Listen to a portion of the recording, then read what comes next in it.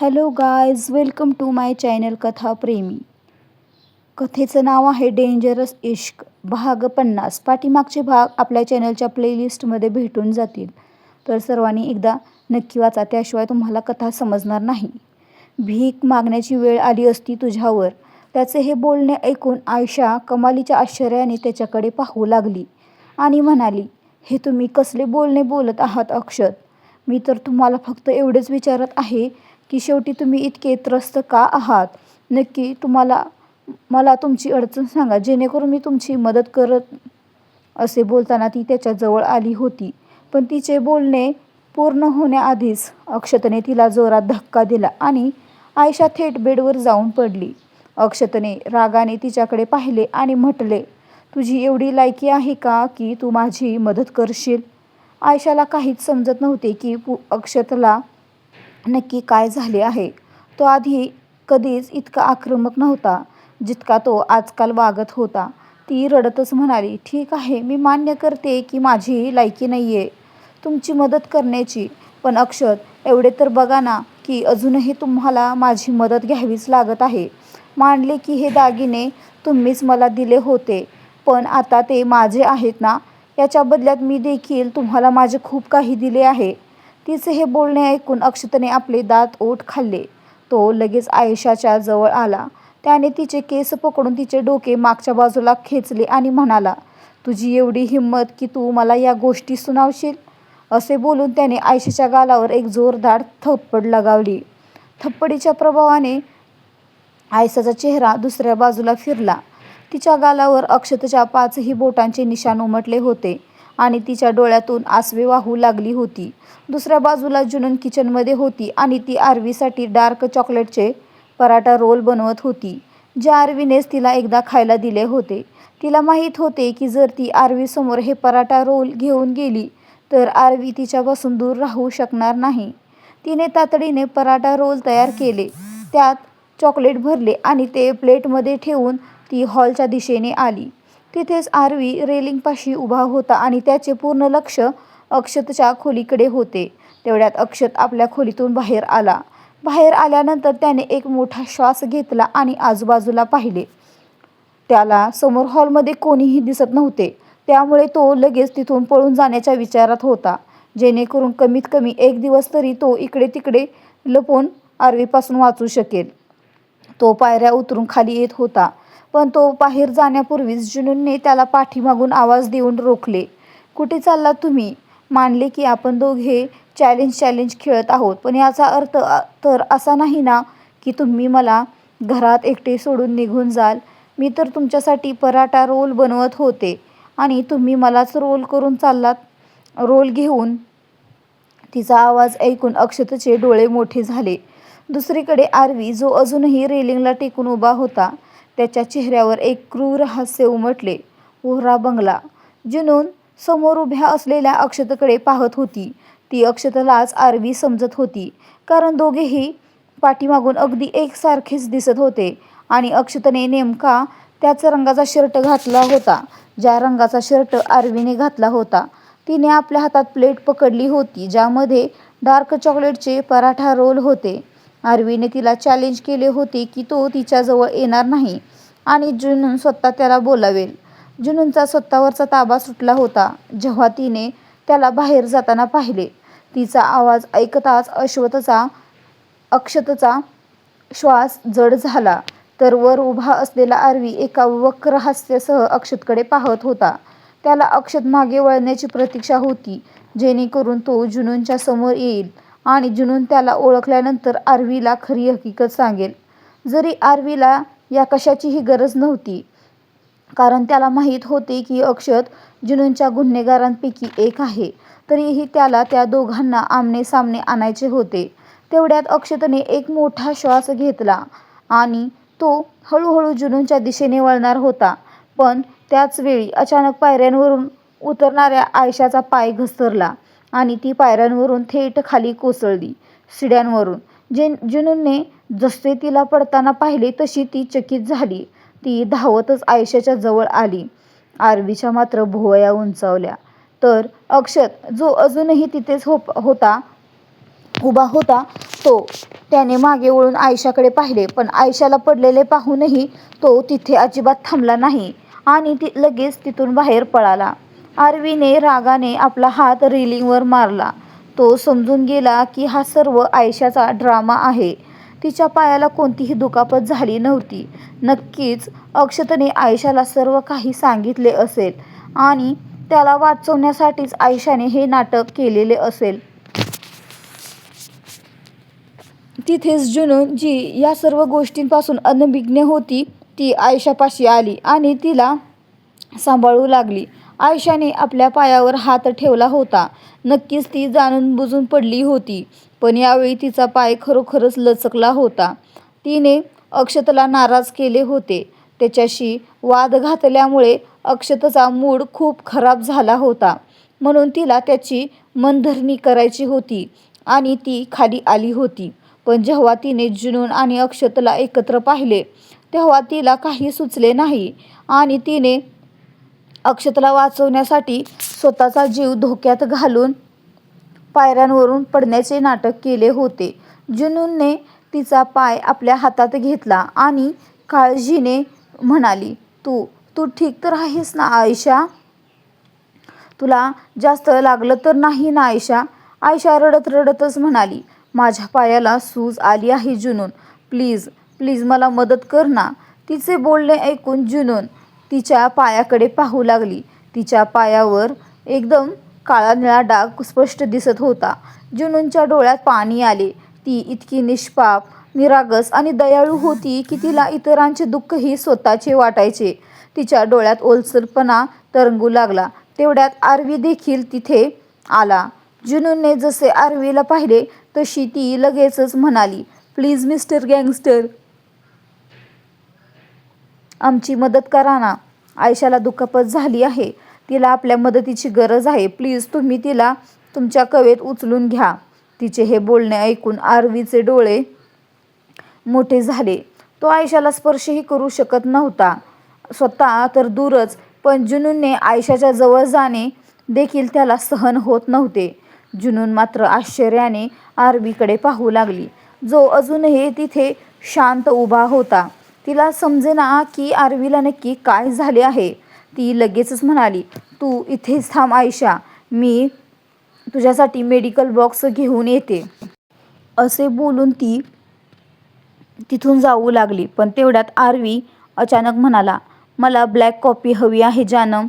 जुनून, जी आपल्या खोलीच्या दिशेने जात होती, तिने मागे वळून आश्चर्याने आरवीकडे पाहिले. आरवीने आपले हात खिशात टाकले आणि डायनिंग टेबलच्या दिशेने जात तो म्हणाला, माझी ब्लॅक कॉफी पिण्याची इच्छा होत आहे. जा आणि माझ्यासाठी ब्लॅक कॉफी घेऊन ये. जुनून चकित होऊन म्हणाली, तुम्ही काय बोलत आहात मिस्टर गँगस्टर? आयशा खाली पडली आहे. आपल्याला तिला मदत करायची आहे ना? तिला खूप वेदना होत आहेत. तिच्या पायाला सूज आली आहे. तिचे हे बोलणे पूर्ण होण्याआधीच आरवी म्हणाला, जी व्यक्ती इतरांच्या वेदना समजू शकत नाही, मी तिच्या वेदना का समजू? काल आयशाने त्या नोकराची अडचण पाहून आपले डोळे बंद केले होते. आज मलाही तिची अडचण दिसत नाहीये. आता तू जा आणि माझ्यासाठी ब्लॅक कॉफी घेऊन ये. आरवीच्या या बोलण्यावर जुनूनच्या डोळ्यात पाणी आले. ती आरवीच्या जवळ आली आणि म्हणाली, कोण कसं आहे किंवा कसं नाही, मला याच्याशी काही देणं घेणं नाहीये मिस्टर गँगस्टर. माझ्या आयशाला मदत करणं कदाचित तुम्हाला आवडणार नाही, पण सॉरी, मी तुमचा राग सहन करते, पण स्वतःला दगडी मनाचे बनताना नाही पाहू शकत. असे बोलून ती आता आपल्या खोलीच्या दिशेने गेली आणि तिथून मेडिकल बॉक्स घेऊन आली. तिने आयशाच्या पायावर पेन किलर स्प्रे मारला आणि मग तिच्या पायावर गरम पट्टी बांधली. आयशाला थोडे बरे वाटू लागले होते. तिच्या डोळ्यात अश्रू तरंगत होते. नक्कीच तिने अक्षतसाठी हे सर्व केले होते, पण वेदना तर तिलाच होत होत्या ना. आणि आता कुठे ना कुठे तिला समजत होते की इतरांच्या वेदनांकडे दुर्लक्ष करून ती किती मोठी चूक करत होती. भलेही ती अक्षतसाठी कितीही मऊ मनाची का असेना, त्याच्यासाठी कितीही वेडी का असेना, पण इतरांसाठी ती दगडी मनाचीच होती. जुनूनने आयशाला उठायला मदत केली आणि तिला खालच्या खोलीत पोहोचवले. आयशाला मदत केल्यानंतर जुनून आता आरवीकडे आली. जो डायनिंग टेबलवर तिची वाट बघत बसला होता. ती आरवीच्या समोर येऊन बसली आणि म्हणाली, तुम्ही माझ्यावर रागावलात का? आरवी लगेच म्हणाला, का? मी तुझ्यावर का रागवू? जुनून हळूच म्हणाली, कारण मी आयशाची मदत केली. त्यावर आरवी लगेच म्हणाला, जर तुला माझ्या रागाची इतकीच काळजी होती तर तू माझं ऐकायला हवं होतंस.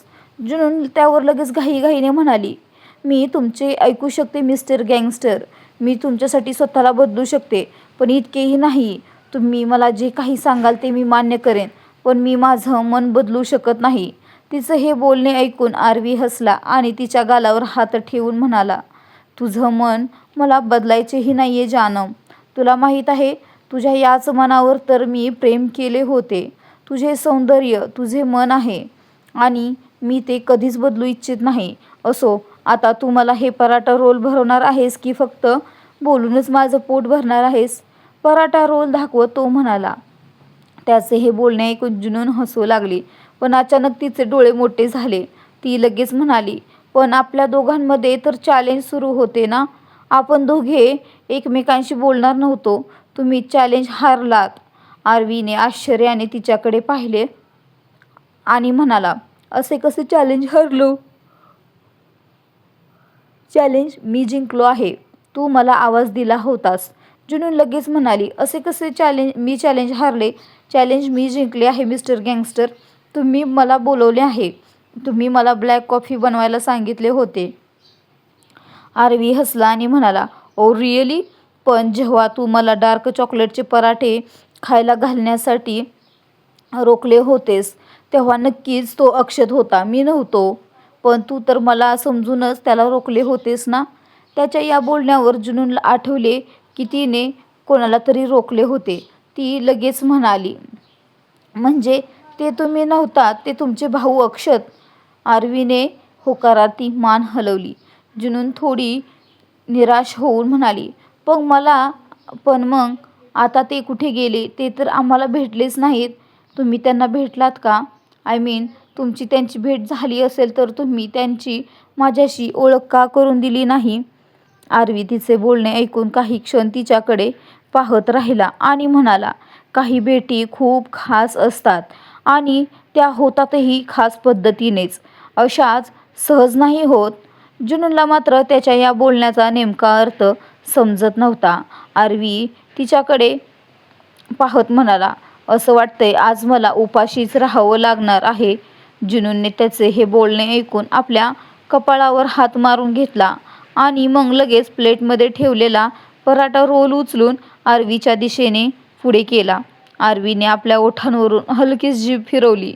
जुनून त्याच्या या इशाऱ्याचा अर्थ समजून मंद हसू लागली. तिचा चेहरा पुन्हा एकदा लाजेने लाल होऊ लागला होता.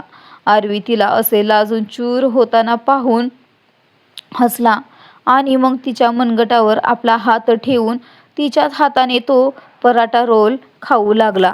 हे दृश्य काही वेगळं सांगून जात होतं.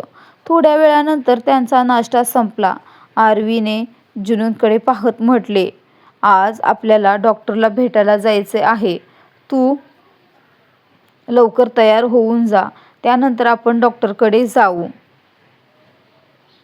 जुनूनने होकारार्थी मान हलवली आणि ती शांतपणे आपल्या खोलीत निघून गेली. तिला आयशाची खूप काळजी वाटत होती, म्हणून तिने एका नोकराला सांगून आयशासाठी नाश्ता तिच्या खोलीत पाठवून देण्यास सांगितले. काही वेळातच ती तयार झाली आणि आरवीसोबत डॉक्टरकडे जाण्यासाठी निघाली. दुसरीकडे रॉबिन्स प्लेस, न्यूयॉर्क. अक्षत या क्षणी गरजेपेक्षा जास्त सुखाचा अनुभव घेत होता. तो त्याच्या एका मित्राकडे आला होता, जो त्याचा फारसा जवळचा मित्र नव्हता. उलट त्या दोघांमध्ये नेहमीच एक शीतयुद्ध सुरू असायचे. कोणी जास्त मुलींचा वापर केला, कोणी जास्त डील क्रॅक केल्या आणि न्यूयॉर्कमध्ये कोणाची ताकद जास्त आहे यावरून त्या दोघांमध्ये नेहमीच एक स्पर्धा असायची. पण आता सध्या अक्षतने आपला चेहरा त्याच्यासमोर थोडा झुकवला होता. त्याच्या त्या मित्राचे नाव रॉबिन होते. रॉबिन अक्षतकडे पाहत म्हणाला, मला तर विश्वासच होत नाहीये की तू माझ्याकडे मदत मागण्यासाठी आला आहेस, तेही पैशांच्या बाबतीत. नक्की अशी काय अडचण आली आहे तुझ्यावर. तू तर न्यूयॉर्कचा बादशाह बनू इच्छित होतास ना, मग असा भिकारी कसा बनलास? त्याचे हे बोलणे ऐकून अक्षतने संतापाने आपल्या मुठी घट्ट आवळल्या. त्याला प्रचंड राग येत होता, पण त्याने कसाबसा आपल्या रागावर नियंत्रण ठेवले आणि म्हणाला, आज मी तुझ्याकडे मदत मागण्यासाठी आलो आहे, कारण आज मी अडचणीत आहे. पण उद्या तू माझ्याकडे जे काही मागशील ते मी तुला नक्कीच देईन. पण प्लीज आता माझी मदत कर. रॉबिनने एक दीर्घ श्वास घेतला आणि म्हणाला, ठीक आहे, मी तुला पैसे देऊ शकतो, पण त्या बदल्यात तुला माझे एक काम करावे लागेल. अक्षतने लगेच विचारले, नक्की कसले काम? रॉबिन हलकासा हसला आणि म्हणाला, आपण काही पेंटर नाही आहोत की मी तुला माझ्या जागेवर एखादी पेंटिंग बनवायला सांगेन. तुला स्वतःलाही माहीत आहे की मी तुला कोणते काम सांगणार आहे. ड्रग्ज आहेत जे तुला डिलिव्हर करायचे आहेत, पण ते ड्रग्ज थोडे हेवी आहेत. जर कोणाला कानाकोपरा पत्ता लागला तर मोठा धोका होऊ शकतो. अक्षत कसलाही विचार न करता म्हणाला, या क्षणी मी काहीही करायला तयार आहे. त्याचे बोलणे ऐकून रॉबिन उपरोधिकपणे हसला आणि म्हणाला, असं वाटतंय की परिस्थिती जरा जास्तच खालावली आहे तुझी. असो, मला काय, मला फक्त माझ्या कामाशी मतलब आहे. असे बोलून त्याने आपल्या माणसाकडे पाहिले. त्या माणसाने लगेच त्याच्या हातात एक मोठी काळ्या रंगाची बॅग दिली, ज्यामध्ये मोठे मोठे पॅकेट्स होते आणि ते ड्रग्जने भरलेले होते. त्याने ती बॅग अक्षतच्या दिशेने फेकली आणि म्हणाला, जितक्या लवकर तू हे डिलिव्हर करशील तितक्या लवकर तुला तुझी पेमेंट मिळेल. आता निघ. त्याचे ते बोलणे ऐकून अक्षतने होकारार्थी मान हलवली आणि ती बॅग घेऊन तो तिथून लगेच निघून गेला. त्याला कोणत्याही परिस्थितीत पैशांची सोय करायची होती, जेणेकरून तो न्यूयॉर्कमधून बाहेर पडू शकेल. आर्वीने त्याची अशी भिकारी अवस्था करून सोडली होती की त्याच्यात आर्वीसमोर उभे राहून पैसे मागण्याची हिंमत उरली नव्हती. त्याला आर्वीचा सामनाच करायचा नव्हता, पण त्याला हे माहीत नव्हते की त्याचे बँक कार्ड ब्लॉक होण्यामागेही आर्वीचाच हात होता. अक्षत तिथून बाहेर पडताच रॉबिनने आपला हात पुढे केला. त्याच्याजवळ उभे असलेल्या त्याच्या माणसाने रॉबिनचा फोन त्याच्या हातात दिला. रॉबिनच्या चेहऱ्यावर एक गडद हसू उमटले आणि तो म्हणाला, मासा जर पाण्यात फडफडत असेल तर त्याची शिकार होणारच ना. असे म्हणून तो हसला आणि त्याने लगेच आपल्या फोनवरून कोणाला तरी कॉल केला. समोरून कॉल रिसीव्ह होताच आवाज आला, हो सांग, काय झाले? रॉबिन हसला आणि म्हणाला, तो आला होता. समोरची व्यक्ती म्हणाली, मला माहीत होतं, पण तू तेच केलेस ना जे मी तुला करायला सांगितलं होते? रॉबिन हसला आणि म्हणाला, मी एकाच वेळी 2 शत्रू तयार करत नाही. जेव्हा एकाशी मैत्री करून दुसरा शत्रू आपोआप संपत असेल तर प्रॉब्लेम काय आहे? समोरची व्यक्ती लगेच म्हणाली, व्हेरी स्मार्ट. आत्ता तुलाही माहीत आहे की पुढे काय करायचे आहे. रॉबिन हसतच म्हणाला, बिलकुल, पण तूही लक्षात ठेव, तू माझ्याशी डील केली आहेस तर तुला ती डील पूर्ण करावी लागेल. समोरची व्यक्ती गाडी चालवत होती. त्याने आपल्या शेजारी बसलेल्या मुलीकडे पाहिले आणि हसतच म्हणाला, आर्वी एकदा जी कमिटमेंट करतो ती तो पूर्ण करूनच राहतो. तुझे एक काम कर, माझे काम तू माझ्यावर सोडून दे.